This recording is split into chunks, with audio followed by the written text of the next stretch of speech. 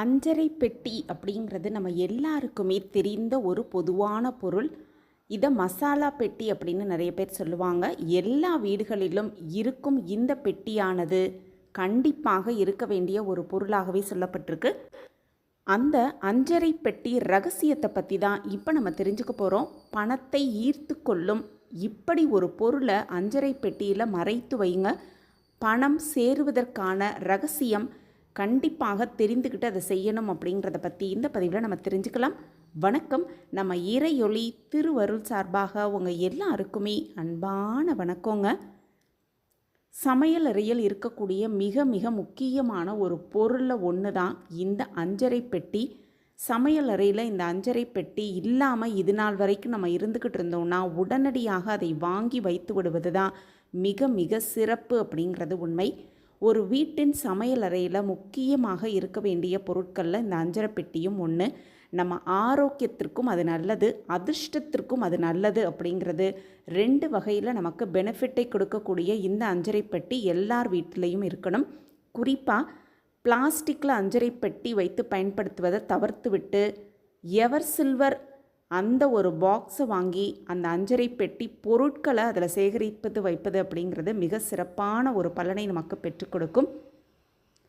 ஆரோக்கியத்திற்கு நல்லது அப்படிங்கிறது எல்லாருக்குமே தெரியும். ஆனால் அதிர்ஷ்டத்துக்கு அது எப்படி நல்லது அப்படின்னு நிறைய பேருக்கு சந்தேகம் இருக்கும். நம்ம வீட்டில் சமையல் அறையில் இருக்கும் உப்பு அப்படிங்கிறது மகாலட்சுமிக்கு இணையாக நம்ம எப்படி பார்க்குறோமோ, வீட்டில் இருக்கும் அரிசி அன்னலக்ஷ்மிக்கு இணையாக எப்படி நம்ம பார்க்குறோமோ, நம்ம வீட்டில் இருக்கும் சமையல் பொருட்கள் அனைத்துமே மங்களகரமான அந்த மகாலட்சுமி அம்சமாக தான் நம்ம பார்க்குறோம்.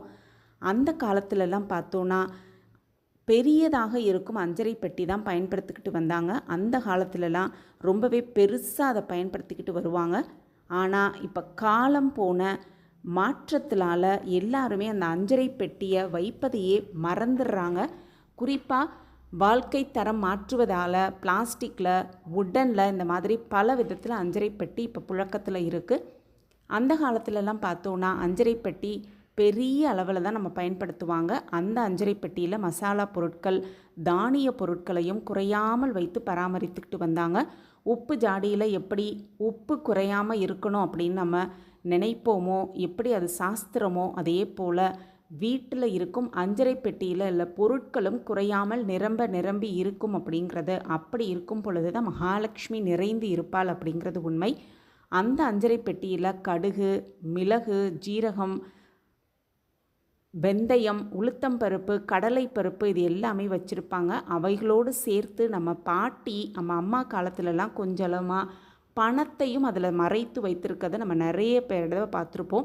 அந்த அஞ்சறை பெட்டியில் பணத்தை சேர்க்கும் வழக்கம் அப்படிங்கிறது இன்றைக்கி நேத்தோ வந்தது கிடையாது. அஞ்சறை பெட்டியை உபயோகப்படுத்திய காலம் எப்போ ஆரம்பிச்சிச்சோ அந்த ஆரம்பித்த காலத்திலிருந்தே பணத்தை அந்த அஞ்சறை பெட்டியில் மறைத்து வைக்கும் பழக்கம் அப்படிங்கிறது இருந்துக்கிட்டு தான் வருது. காலம் காலமாக நம்ம முன்னோர்கள் அஞ்சறை பெட்டியிலும் அரிசி சேமிக்கும் பாத்திரத்திலும் அதே போல் தானியம், குறிப்பாக துவரம் பருப்பு சேமரிக்கும் பாத்திரத்திலும் பணத்தை வைப்பதை வழக்கமாக வைத்திருந்தாங்க. அந்த காலத்தில் பெண்கள் வீட்டில் சிறுவாட்டு காசு அப்படின்னு சில்லறை காசை சேர்த்து வைப்பதை சமையல் அறையில் தான் வச்சுருப்பாங்க. இந்த காசு அப்படிங்கிறது அவங்களுக்கு தொடர்ந்து சேர்ந்துக்கிட்டே இருக்கும் அப்படிங்கிறதுல எந்த ஒரு சந்தேகமே கிடையாது. அந்த அஞ்சறை பெட்டிக்கு நம்ம முக்கியத்துவம் கொடுக்கும் பொழுது வீட்டில் பல மாற்றங்கள், குறிப்பாக நிதி சம்பந்தமான மாற்றங்கள் ஏற்படுவதை நம்ம கண்கூடாகவே பார்க்கலாம்.